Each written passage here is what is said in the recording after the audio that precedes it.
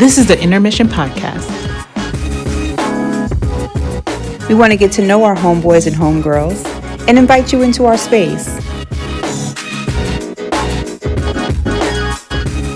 It's a whole mood of positivity. The Intermission Podcast. Welcome back to the Intermission Podcast, A Break with Your Homegirls. This is understanding your vote. That's right, and it's very important. You see what it says. I'm Black and I vote, okay? Uh-huh. And before we get into it, we got to do a roll call. So I am Jessica E. Williams, aka CEO J. Will. And I'm Jessie Denise. And I'm Ivonnah. And today we have one of my favorite professors from PierceCollege. So a few years ago, I went back to school, got my associates, and I had her for political science. And then I had her again for women in politics. I was like, I have to get back in her class. Yeah. She literally helped me understand the voting process and really got me to know how to break down your vote and how to really understand what you're voting for. I never had such informed decisions as I did as when I was in her class. So we were like, we need to talk about voting. And I was like, I have the perfect person. Dr. Robb. She is an amazing mom, wife. She used to do stand-up comedy. She's everything, guys. We would like to introduce Dr. Professor Denise Robb. Hello. Welcome to the podcast. Welcome to the podcast. Before we start, we gotta get into this hat. Because for those of you who are listening, it says "Make America Not Embarrassing Again," and I feel like that's a sentiment we can all agree with. So, thank you for wearing that. My pleasure. My pleasure. I'm wearing it till January. I'm sleeping in it. I need it. God willing. Okay. Yeah. So tell us a little bit about yourself. How did you get into this whole political sphere from stand-up comedy, or was that a part of your stand-up comedy? It was. I've always been political since I was a kid. I used to be an anti-nuclear activist. I was involved in the anti-apartheid movement in South Africa. And unionization. I've been arrested a lot, not stealing anything. But arrested for the right reasons. yeah, protesting, lying down in front of traffic, stuff like that. Not anymore. I always tell my students, be careful because you can lose your financial aid. So even though it is fun and it can be exciting, it can also be very dangerous. And I'm a white lady, right? So getting arrested for me is, maybe an easier experience. I've been pulled over a lot. And when I was young and really cute, I used to get pulled over and the cops, one time I was speeding to get to a stand-up comedy gig and the cops do you know how fast you were going? And I was like, no, why didn't you tell me? And, and he was like, oh, and where are you going? I go, I'm going to do stand-up. Oh, tell me a joke and I'll let you go. Okay. I bet a lot of people don't get that. But I told him a joke and he went, well, you're a cute little lady. You go on ahead. So, so I'm aware of my privilege of being able to get arrested and think it's fun because it was. They put plastic handcuffs and we were in a group and, generally it was just making a statement. And also a lot of that was before, some of it was before 9/11. So things were different too. They weren't worried that everyone's a terrorist. So. Yeah. Wow. But then I went, oh, sorry. No, I was just going to say political activist for sure. I'm like, I love it. Yeah, that's always been. And then I did stand up for 20 years. I did TV and I didn't make a lot of money. I made a little bit, but it was always in addition to having a temp job or a political job or something. And then I decided to go back to school. And I started with community college. And then I got my AA, then I got my BA, then I got my master's, and then I got my PhD at UC Irvine. And then I had a baby, and I started teaching at PierceCollege in 2011. So I've been there almost 10 years. Wow. Listen, we're in the middle of this election season. Um, Election season is very taxing for someone like myself, but it is very important. Okay. So I just want to start here because I feel like, for those of us, I'm blessed enough that I grew up in a house where people are very politically minded, politically active, like very much encouraged me to vote as soon as I could. We sit down as a family and collectively, go over the propositions and all that kind of stuff. Jess actually joined us last Sunday when we did that because it's very important. But I think a lot of us kind of take the voting process for granted. Like we think we kind of know how it works. We think we know how democracy works. So, Professor, if you could let us know just bare basics, baby steps, like what is the voting process? Why is it important? Any historical things you want to throw out for us? Like if you could just start there. What is the voting process and why is it important? Yeah, first I want to thank Donald Trump because he has activated, seriously. I remember I broke up with someone when I was really young, like 20 or something, because he didn't like politics. He thought it was stupid. And now he's the most political person I've ever met. Everyone I know, most people I know were not into politics other than my political friends. Mm-hmm. And now everyone I know is like, I got to vote. What's going on? They're talking about like, oh, did you see the new Supreme Court ruling? And I'm like, you're paying attention to that now? That's awesome. So everybody. So voting, I mean, it's different in every state. Every state has their own, we'll talk about voter suppression, but some states make it harder to vote. California is a pretty progressive state. And they make it easier. They keep trying to make it easier and easier. They just recently made it even easier. So I'll tell you about the way it is now, because it used to be you had to go to like your neighborhood polling place. And now you can go like anywhere. Like if you can't get to your neighborhood, I was at work at PierceCollege for the primary, and next to the library, I was with my students at the library, and I saw a polling place right next to the library in one of our buildings. So I got the whole class. It was like mother duckling. I go, come on, everyone, follow me. They all followed me. I go, we're voting. And we all voted. And we let you register there at the polling place. But don't do that. You want to register before the 19th. What's today? The 17th? Yes. The 19th. You got 2 days. You want to register ahead of time because there's going to be more people voting this year than probably ever in California history. So you don't want to overwhelm them and have your ballot get counted later. So the very first thing to do is register. And you don't even you can be in your pajamas. You just go to the California Secretary of State. Just Google register to vote California and it pops up. And if you moved, you have to register again if you were registered. If you change parties, if you decide you want to be independent or not American independent, that's a party. I learned that in your class. Yes. Difference. Be careful. That's actually a racist party. They were founded by George Wallace in Alabama. So you don't want to be American. You might want to be, but if that's not your party you want to be declined to state if you don't want to be a member of a party. But then you might not get to vote in the March primary or it was June this time. So basically the first step one, Google register to vote California, and it'll bring up a link. You click on it and you just type in your information and say whether you want to be a member of a party or no party. And there's usually an option if you want to work the polls. They're paying a lot of money. This year I heard it's like $300 to work the polls. It's a long day. It's a long, I did it when Obama was elected and I was there. We had lines around the block. We were there like over, I think 12 hours or something, but it's good money and it's fun work. You just sit around, tell people, hey, here's your ballot. So you register to vote, step one. Step two, educate yourself.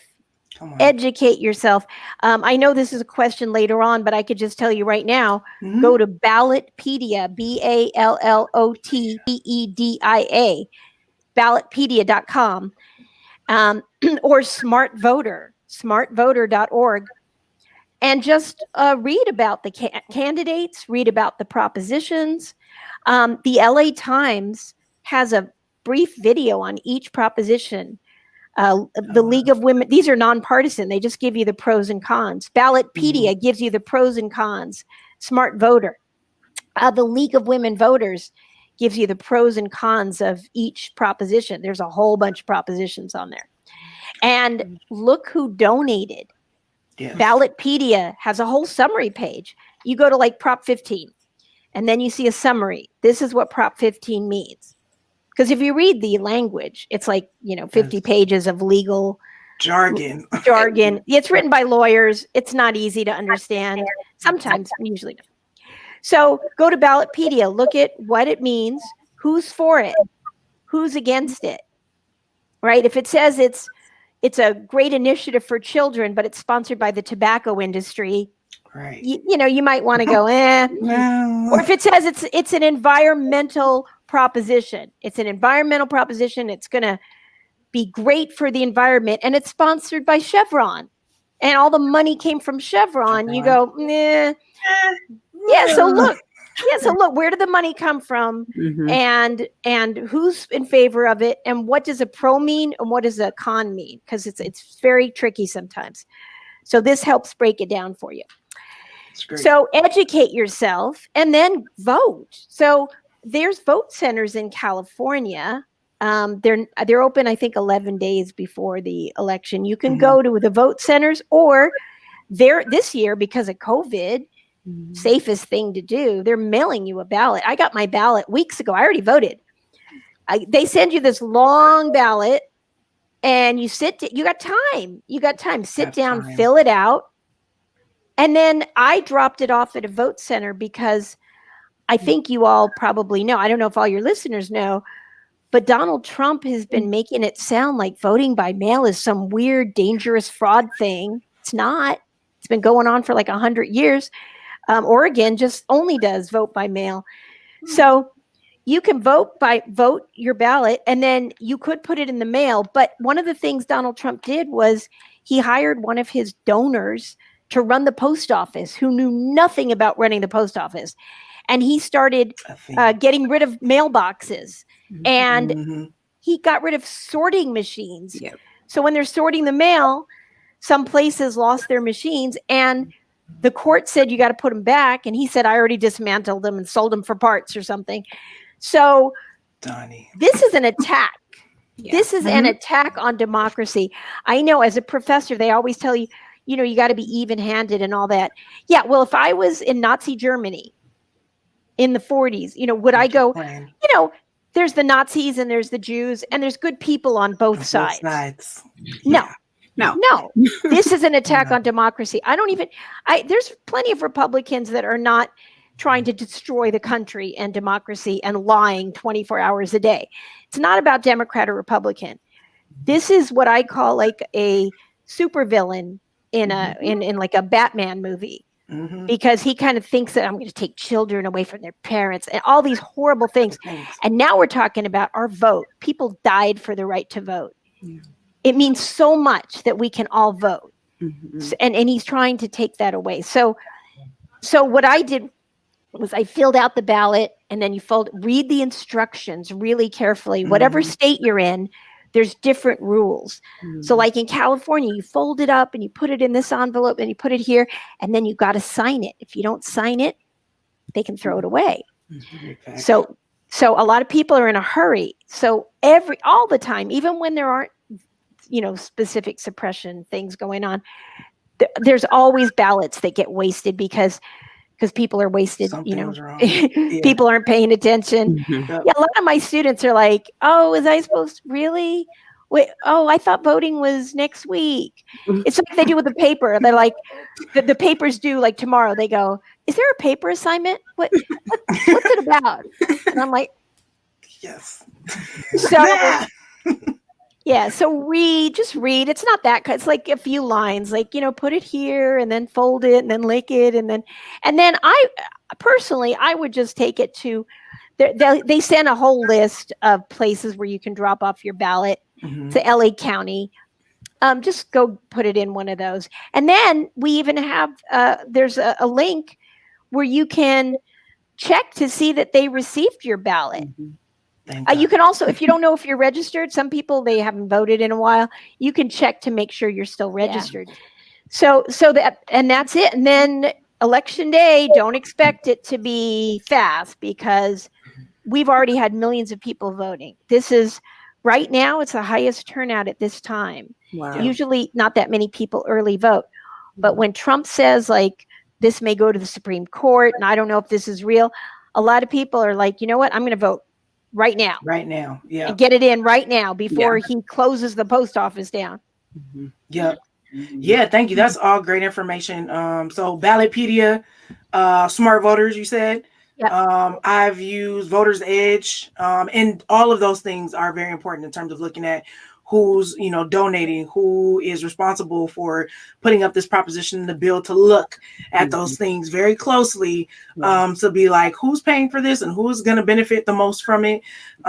Anytime people are like, it's going to raise our taxes, like, is that something that's worth raising taxes for? Like, who are the people that are, not feeling raising taxes, and why might that be? So it's a lot of things to or if look it's even into. True. Like, sometimes it's not even true. Right. Some things do raise your taxes, but if you don't make that much money, you don't pay very much. Some people pay no taxes at all, and they could get a great benefit. So look at who's being taxed. Is it a sales tax, which hurts poor people? Even though, sometimes it saved our schools. We had to do it. We could do a whole program again on Prop 13, because, we used to use property tax, which is largely paid for by the wealthier people who have big properties. And we switched from that to income and sales taxes. And sales taxes, we have really low property tax. We have really high sales tax, but that hurts the poor because you two people buy the same product, but it's a much higher percentage of a poor person's salary than a rich person's salary. Yeah. And I feel like the country is always in that tug of war, right? Between the rich getting richer and the poor getting poorer, and, middle class folks, we just all kind of like, oh, what's happening? So, it's always an interesting thing to have to navigate through that. But thank you. That is incredible information. Hopefully people will be, part of the process. California, the 19th, Monday. That's it to register. So make sure you guys jump on that immediately. So thank you so much for those recommendations. We appreciate it. So this was something that we think is important. You've already mentioned being that you are a Caucasian woman, you have a certain amount of privilege, and Jess actually took your class at Pierce, and this was something she brought up. She was like, it really just like stuck out in my mind to me when I heard it. But she said it's important for Black people to vote and young people to vote. And it was something she said that really stuck out to her. So why is that so important? Any historical moments or anything you want to point out about voting as it pertains to the young and people of color specifically? Referring to is the town hall that I went to. Oh, the town hall. Oh, I missed that. That was so fun. It was something you were at. I can't remember. It was last week, right? It was last week though, and it was a lot of us there. And you had pointed out the people who are actually out there voting may not look like us, and I was like, so real. And it was just things that you said. Mostly historically old rich white people vote. Old rich white people, that not even me, but like people with money tend to vote much more than people without money. People are older, a certain age, older, 50, 60. They tend to vote way more than young people. I looked at some numbers today because I wanted to look at voting. Now, voting did go up. Voting did go up for when Obama ran, we had 75% in California, 75% voted. Now that's of registered voters. I want to point that out. We have like half the state is registered. We have like 40 million people, and we have 20 million voters. I mean, some of them are children or whatever, but and we let felons vote in California after you serve your time. Not every state does that, and I want to talk about that in a minute, please. But I have students who I've had a number of students who were felons. They're, by the way, they're usually my best students. Some of them, one of them is going on to, I think, Harvard, or so he's going to be a lawyer. Wow. And he's already done an internship with me at the Innocence Project.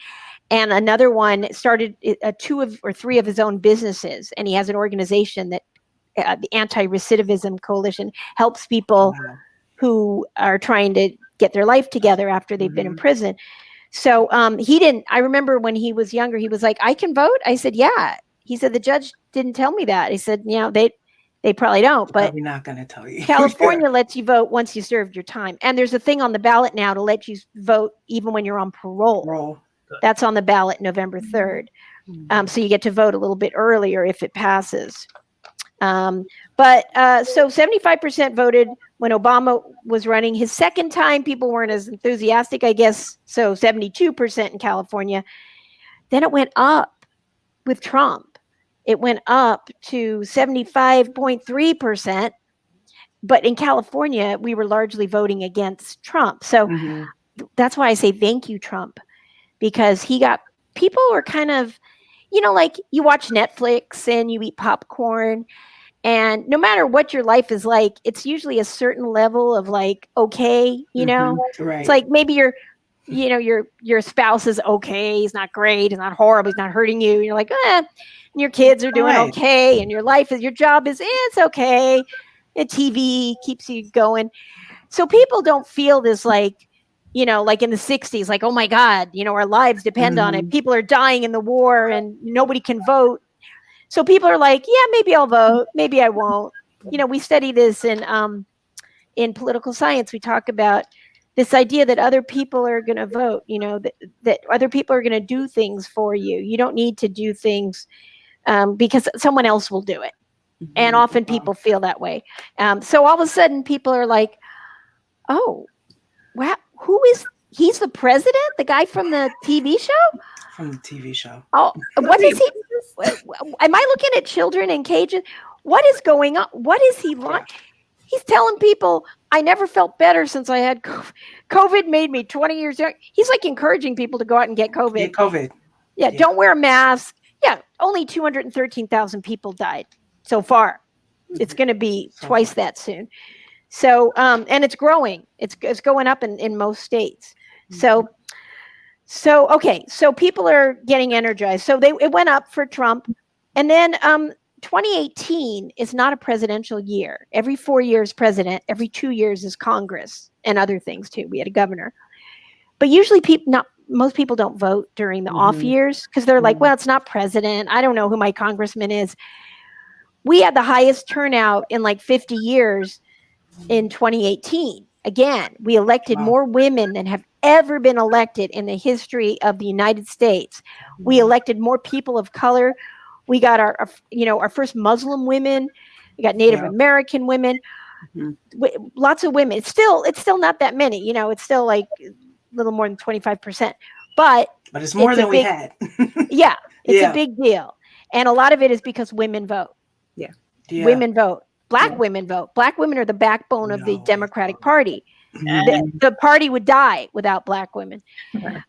So we had really high high for that. Usually it's like 25, 30%. It was 64%, 64.5% in 2018.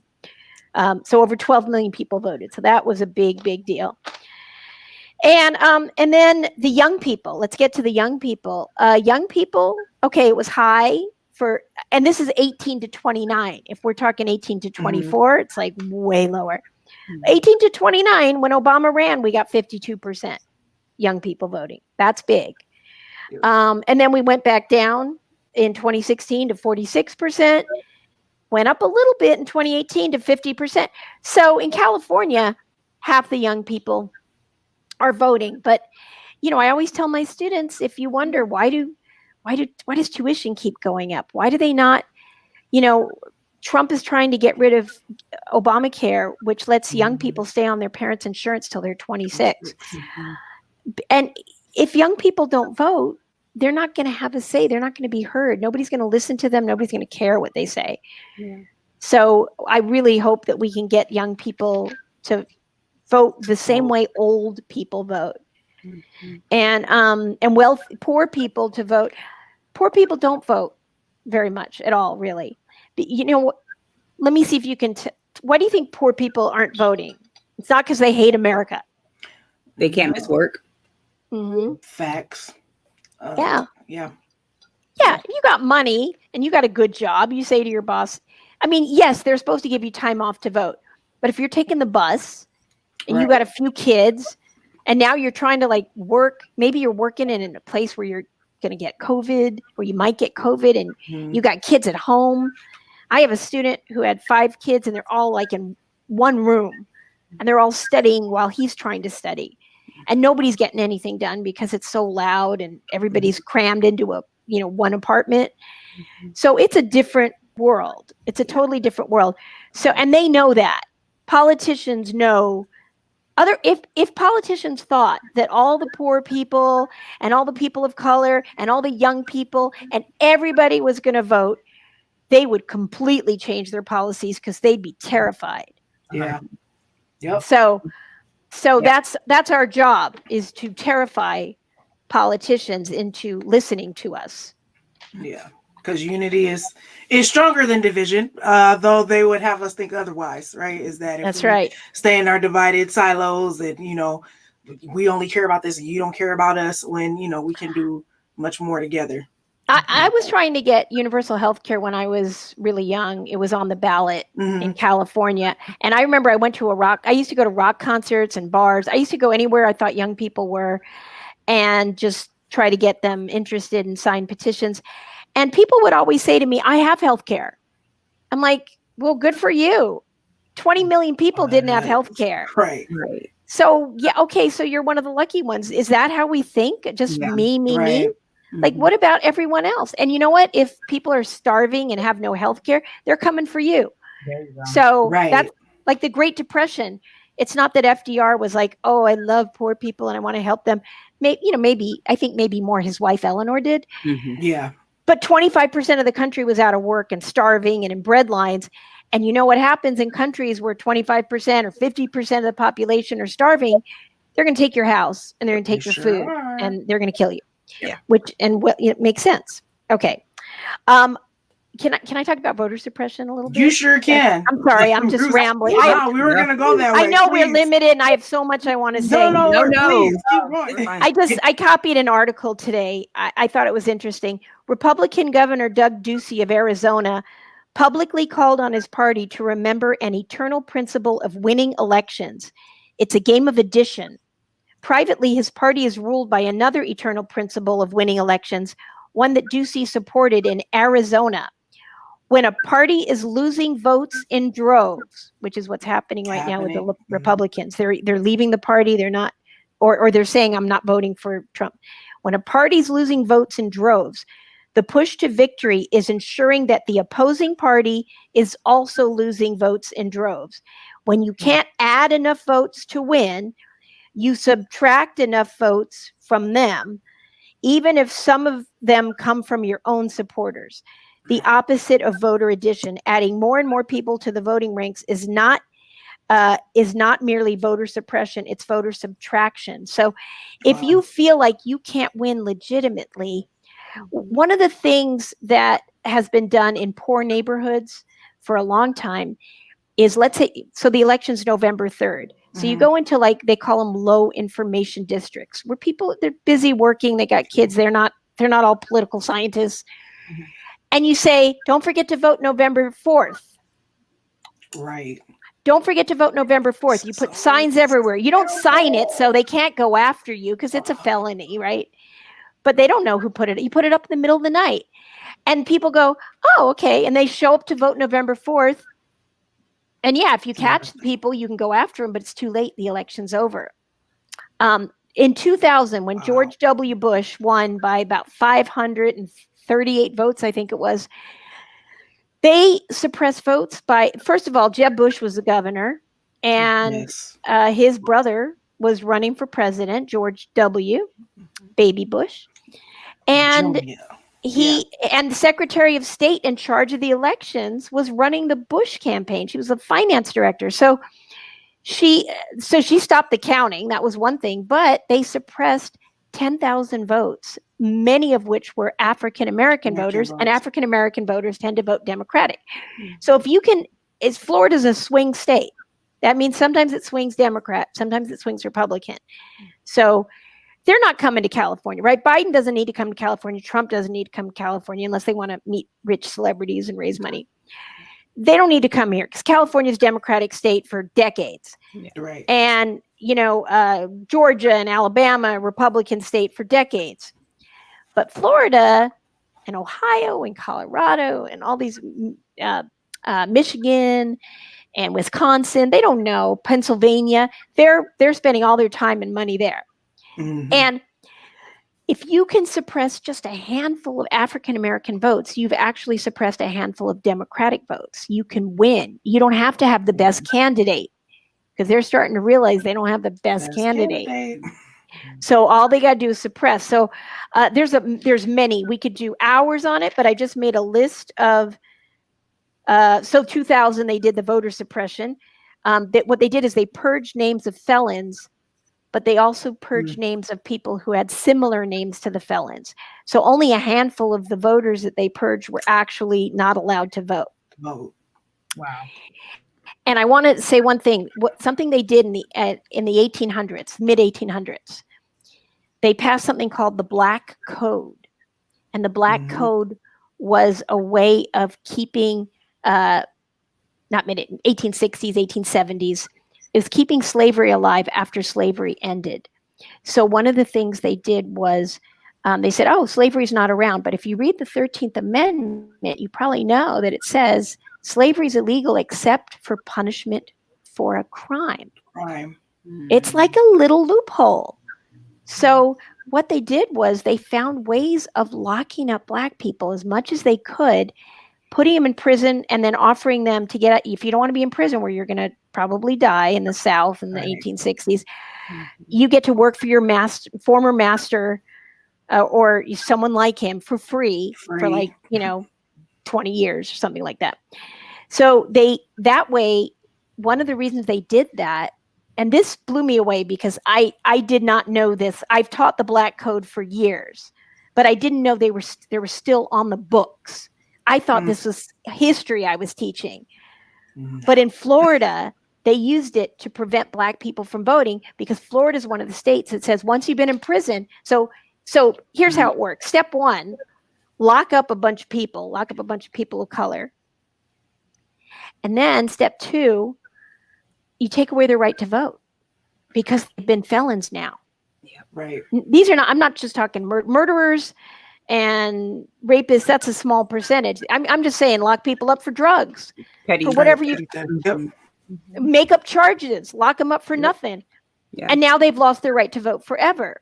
So millions of Black people in Florida were not able to vote. It's over 6 million lost their right to vote in Florida. So 2 years ago, Amendment 4 was on the ballot to give former felons, not murderers or rapists, but everything else. Everything else, yeah. It's over 1.4 million people to give them, and most of them are African American. So they passed it overwhelmingly to give them back the right to vote. But what I didn't know until I was watching the news is they said, this was one of the Black codes passed in like 1870. And I was like, I thought I was teaching history. Wow. I didn't know it took 150 years to get rid of it. So it passed, and the Republican legislature didn't want it to go forward. So they fought it in court. And here's what they did. They said, you can't vote till you pay all your fines. Does that sound familiar? Yes. 1960 poll tax, which it's unconstitutional now. It's a poll tax. Yep. But that's what they said. I don't know how far it's gone in the courts, but a bunch of rich celebrities started a fund and nonprofits. So now they're paying off the fines of former felons so that they can be able to vote. Sorry, I get verklempt thinking about this because I can't believe anybody is this cruel. Yeah. It's just cruel.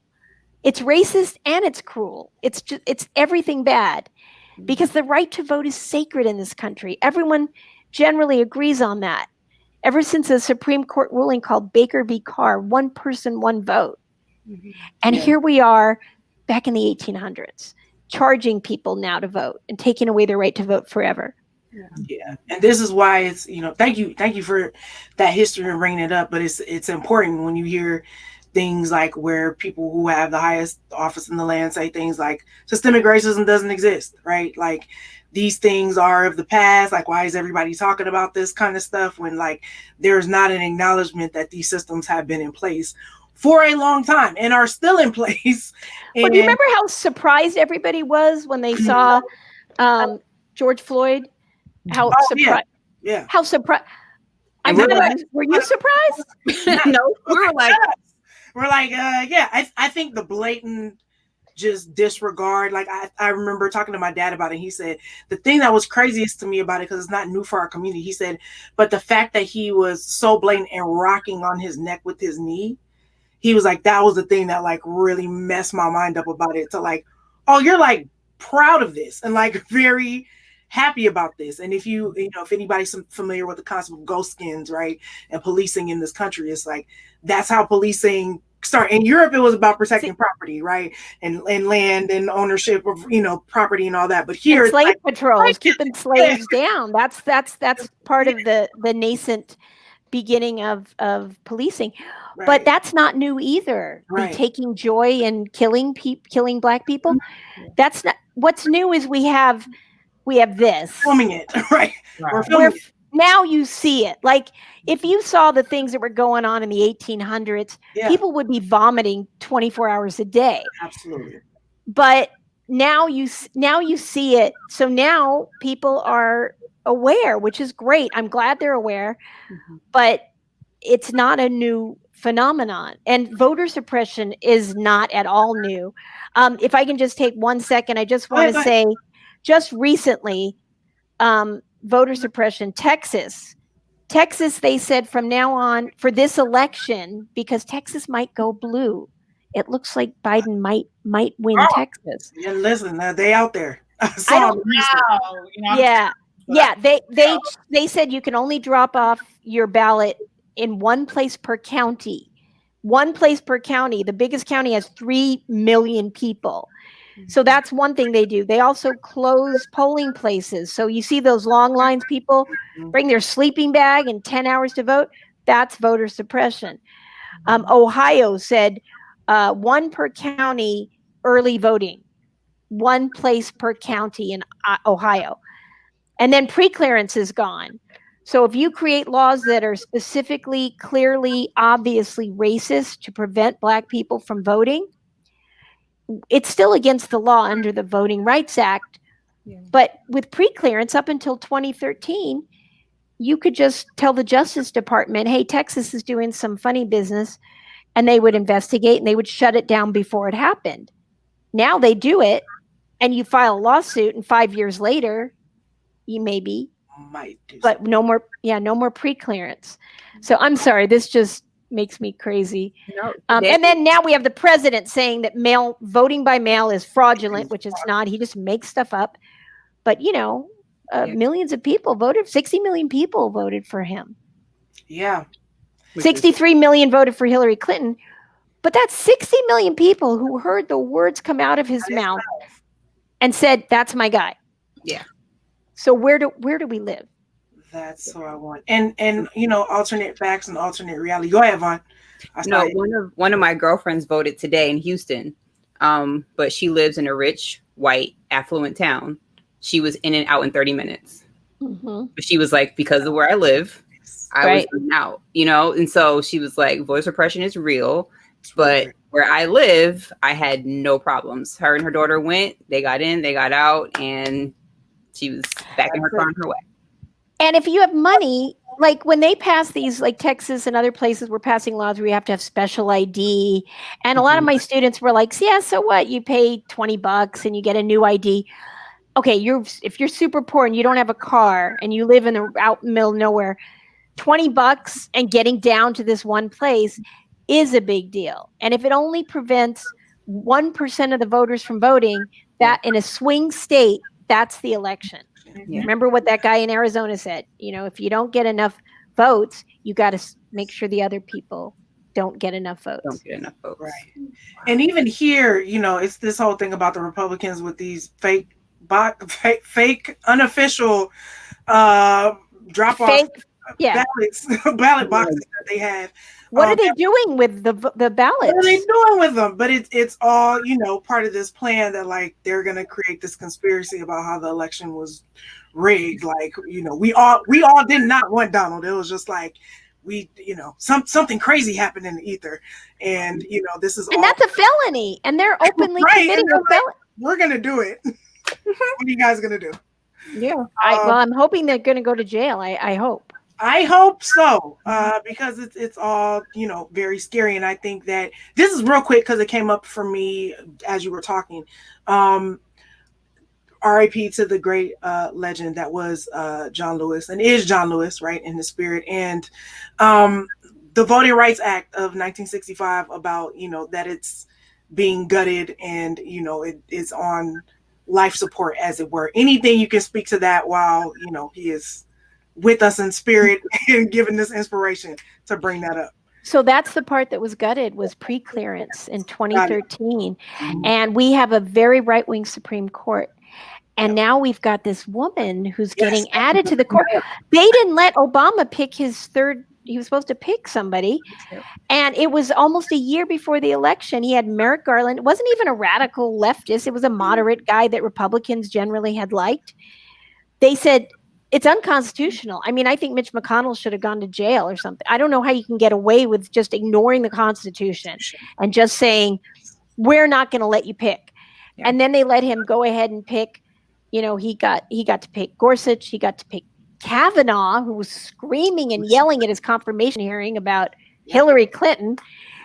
And now they've got this woman who doesn't even believe in birth control. She's actually talked about birth control, abortion. Mm-hmm. She doesn't like the Obamacare, and they're about to rule on it in 4 weeks. This is and Trump said, I got to get my 9th Supreme Court justice before the election because it's going to go to the Supreme Court. Like 2000, he thinks they're going to get to choose him. Yeah, which is all very scary. And this is the court that got rid of preclearance. You know why they got rid of it? So the Voting Rights Act, one of the most important parts was Section 5. It said you have to check with the Justice Department before you make some major changes, like requiring ID or redrawing the districts in a racist way. You had to tell the Justice Department and they could say no. And they got rid of that because the Supreme Court said that's not really a problem anymore. There's this idea that we're in a post-racial society. And the reason we know, even if we didn't know, that that's not true is just a few hours after that decision, Texas immediately began implementing voter suppression rules. And Obama sued. And it went to court. It took years. And then I believe what happened was Trump dropped the case because now it's Trump's case, not Obama's case. Mm-hmm. So we have to bring back the Section 5 and we have to fix that. And I don't know how we're going to do it with 6 super conservative judges. Yeah. Which I think people, I remember people saying that. They were like, but the Supreme Court judges, and I think, again, it's not knowing all the levels and ways that democracy works from the top down and how it affects, like you said, even for, our local elections, which we want to encourage people for, like every 4 years, and the president is great, but who are your judges once we're talking about social justice? Like that makes a lot of sense. Who you have in the courts, what their views are, who are they locking up? Why are they locking them up? All of those things come into play, which is important. So I just want to ask this.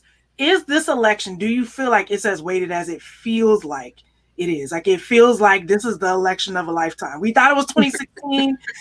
And for me, I was like, I felt like people, like you said, to the point that everyone felt because Barack was the president, Michelle was our first lady, we love them always, that we were in a post-racial society, right? We had, incredible people on the Supreme Court, the great Ruth Bader Ginsburg, R.I.P., which is why we're now in this Amy Barrett Comey situation where it's like Ruth Bader Ginsburg is spinning in her grave, man. She's like, who are you replacing? It's like when they replaced Thurgood Marshall with Clarence Thomas. Oh, trash. Because you're a woman or you're a Black person, you're this like going to be the same.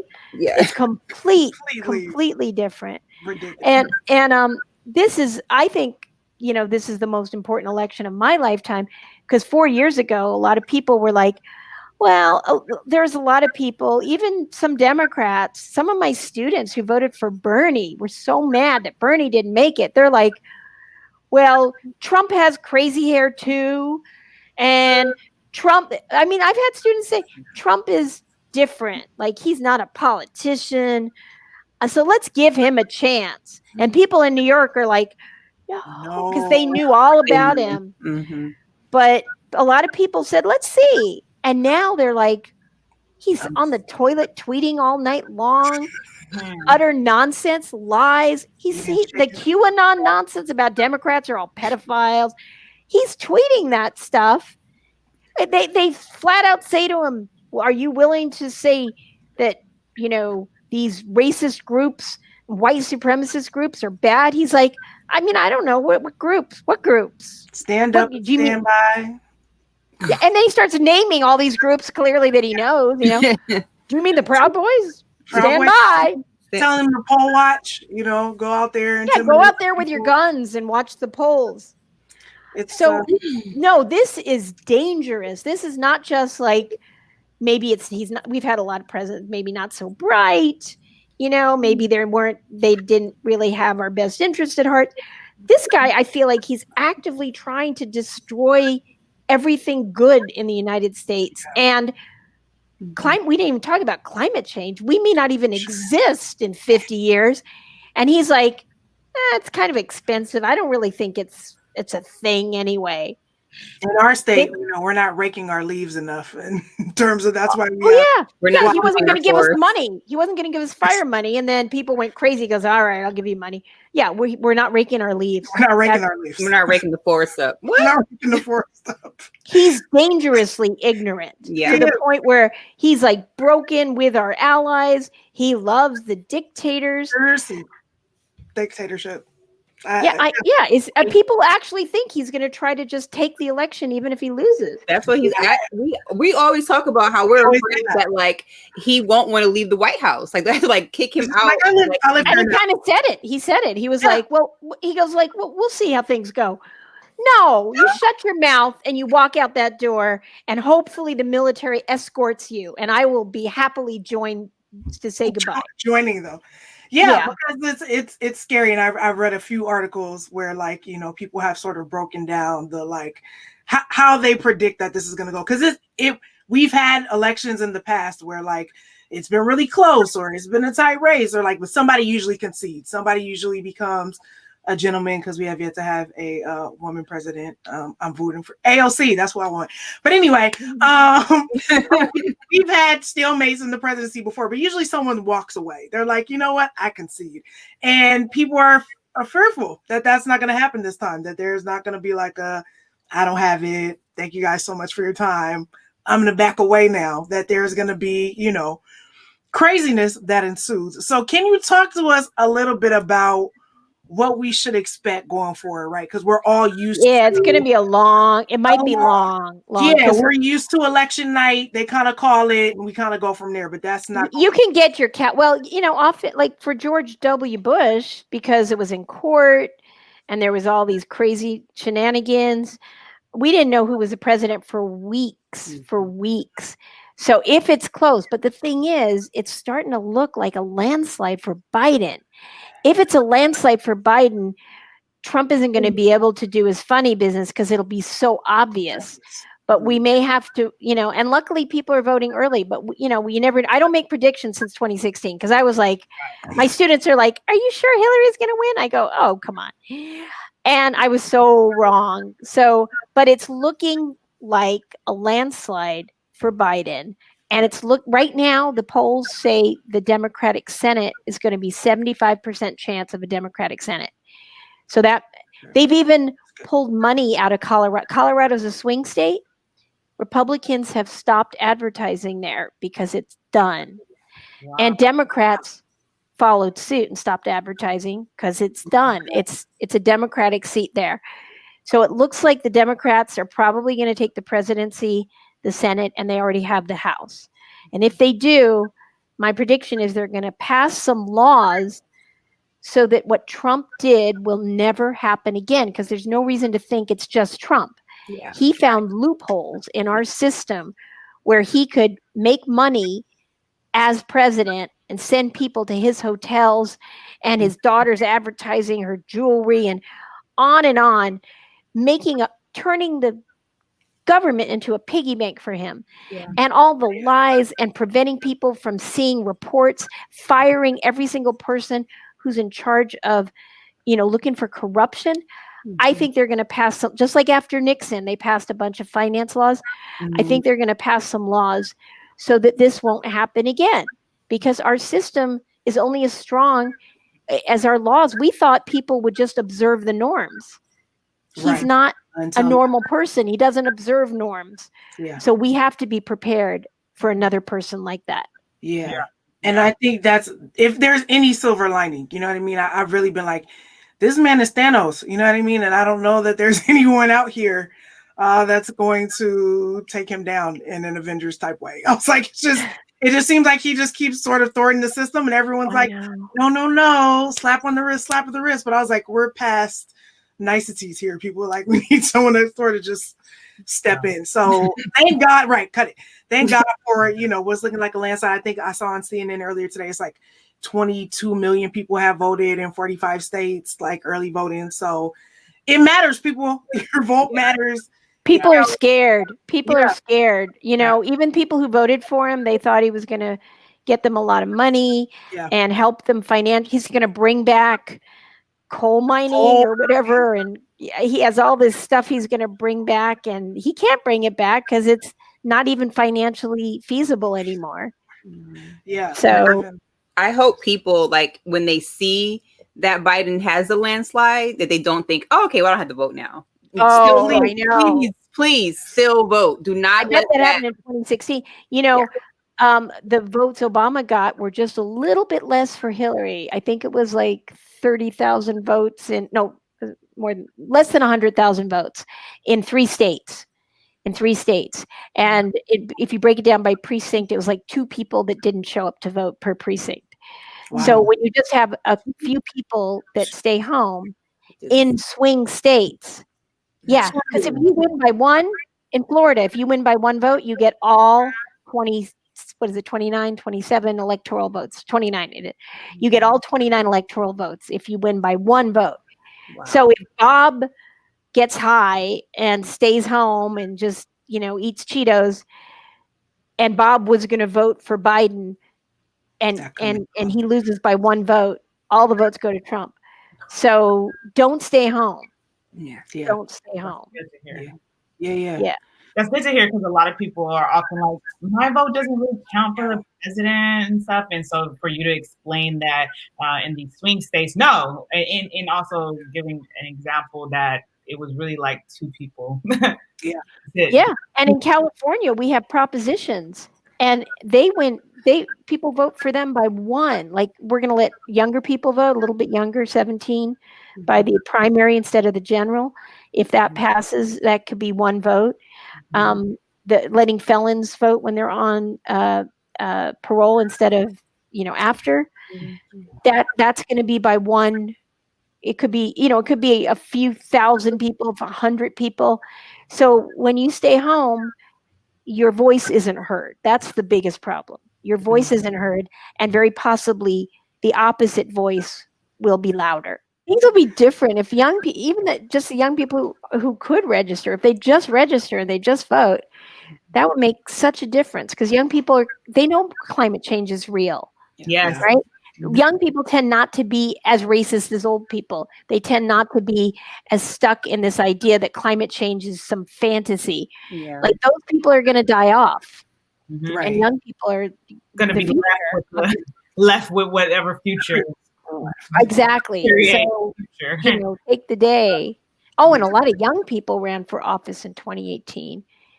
Yeah, we got, I think the youngest African-American woman, she was a nurse. She got elected. She's up for re-election. She made it into Congress. So, yeah, so we've had some big changes, and I think there's going to be a lot more in 2020. Yeah. And briefly, because I think this happened, in 2016. Can you talk about the Electoral College and how that you touched on it in terms of the votes, but people really understanding how that works, how it makes the election go one way or the other? I mean, it started really because of slavery, because they counted I'm sure you know this from history class, but they counted African Americans as 3/5 of a person. They didn't count them as a whole person. And a lot of the slave states, like Virginia, they were like, well, wait a minute, they're property. And the House representation is based on how many people you have. And they were like, some states by the mid 1800s, half their population were slaves. And they were like, well, then we don't get any representation in the House. And they go, okay, we won't give them 3/5 of a vote, but we'll count them as 3/5 of a person. So it looks like, you have more people, even though you consider them property. And so because of that, the Electoral College, it's not a one person, one vote, because Democrats far outnumber Republicans.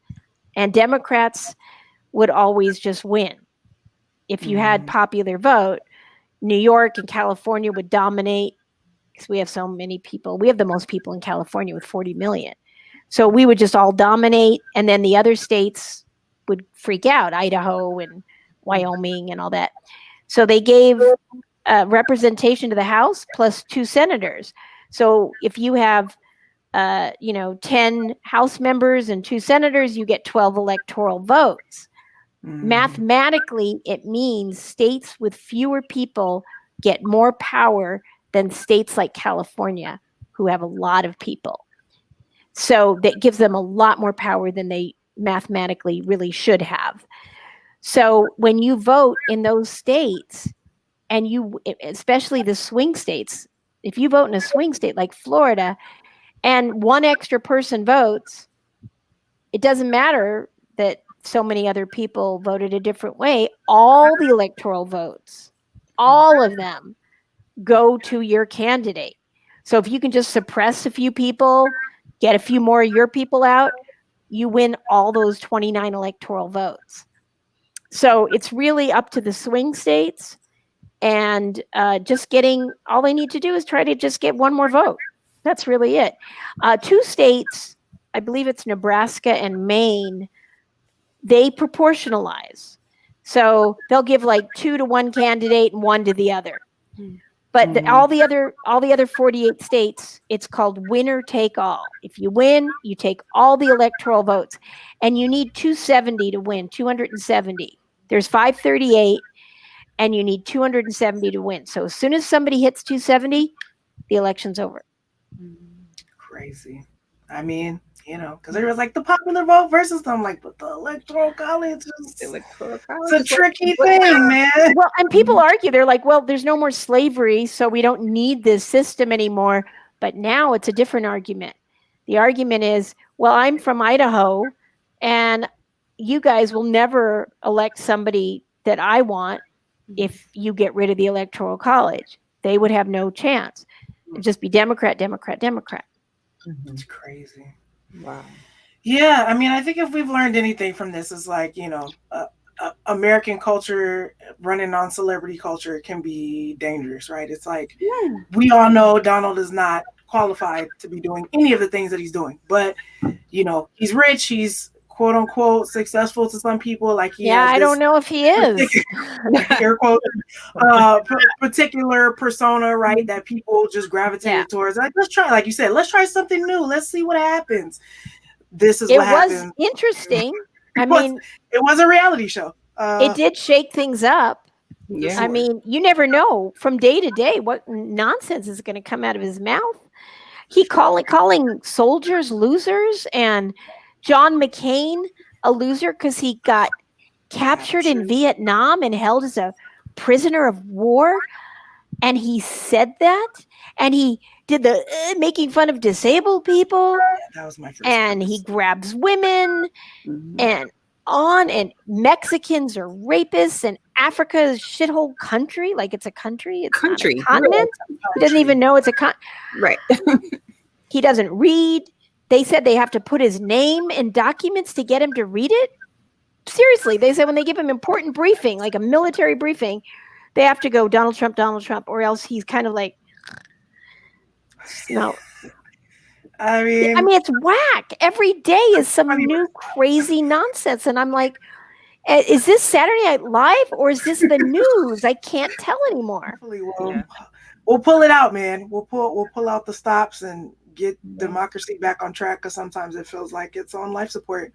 And we definitely want to say this. We shouldn't have to say this, but to the point we made about celebrity, we did it on purpose. Do not vote for Kanye or Mari West and whoever that is that he's running with. Please. Do not. Please. He's running in California as an American independent, which I think was a mistake because that's a racist party. It was a racist party. He probably meant decline to state, and he screwed up. It might not be a mistake for him, but either way. This is new Kanye. It's not old Kanye. And again, remember what Professor told us about taking votes away from one party. The GOP has been helping fund him. Don't be distracted. Even on our sample ballot with me and Jess looked the other day, like he's first. He's at the top. So we hope when you just don't mark him. I don't think people are gonna vote. I mean, his wife came out and said he's mentally ill. I don't think people are like, oh, that's what I want. We already had that. We've had mentally ill. And but the extent to which people love Yeezys and they think that he's the Kanye we all once knew and loved. When he first announced, the people that I saw were excited. Really? Yeah. I was like, are you guys serious? So, it didn't even occur to me. Yeah. You wouldn't, but remember, Donald started as a joke and here we are. So we just want to throw that out to be like, that's right. I know. It's possible that possible that it's not a that it turns out to be. Are you pulling up, Jess? Yeah, just so y'all can see. If you can see on the sample ballot, he's first with Rocky De La Fuente, Guerra, and Kanye Omari. Just don't do it. Trying to tell you. American Independent, a racist party. Yeah, I learned that. It's a theocracy. It's a religious party. They believe that they have to go by the Bible and stuff like that. Yeah, which is because all three of us are Christian women. That's fine. When we see the stuff that they say, we're like, that ain't the Jesus we know. I don't know who y'all. Jesus, I'm pretty sure. I mean, I haven't met him, but I'm pretty sure he would not like Donald Trump. He loved him, like your parent loved the kid, but don't like him. Like, I love you because you're my kid, but you ain't doing right. You not taking care of the poor, not taking care of the kids, abusing women. Jesus was pretty progressive, actually. Very progressive, right? Yeah, hanging out with prostitutes and poor people, and just trying to help people who are sick. And he didn't seem to be a big fan of rich people. I don't know where some of these people get their ideas from. I don't either. And it makes me angry because they're like, well, he's a Christian, so I'm going to follow him. Like a lot of evangelicals are like, I'm following him because he says he's a Christian. He was holding a Bible upside down for a photo op. Like that does not make him. Oh, I'm sure there's no church that he's there that's familiar with him. No. But Biden is very religious. He's, I don't know, is Catholicism considered? It's Christianity, right? They believe in Jesus. He's he goes to mass every Sunday, like not for campaigning purposes. That's who he is. I mean, he lost his wife and children and then his son. So I think, he probably has a lot of strong faith that gets him through all these horrible tragedies. But he's seriously, I think he really more is along the lines of taking care of the poor and all the things that they really talk about. Yeah. And he's an empathetic leader, which is what we need. To have empathy again. I keep telling my 9-year-old, this is not normal. It's not normal. And I tell my students, because they may not remember much else. If they're 18, they were 14 when Trump became president, and my son was 5. So This is all they know. Oh man, I mean, America. right. This This is America. Thank you, Donald Glover. America. like we're the laughing stock of the world right now. I know. I know. Yeah. And so, bringing it full circle, like let's make America not embarrassing again. Let's do our part. Let's get these ballots. Let's do our research, people. Thank you, Professor Denise Robb, for stopping by, talking to us, getting us straight, giving us this history, this information. Thanks Y'all for know what having to me. do. You know, rock the vote, vote to live, vote like your life depends on it because it does. Understand the power of your vote, man. We love y'all. Intermission Podcast. See y'all next time. Bye. Thank you. We'd love to hear from our homies, so feel free to email us at IntermissionHG, as in Homegirls, that's IntermissionHG@gmail.com. Subscribe to our YouTube channel and follow us on Instagram at IntermissionHG. Until next time, this has been A Break with Your Homegirls.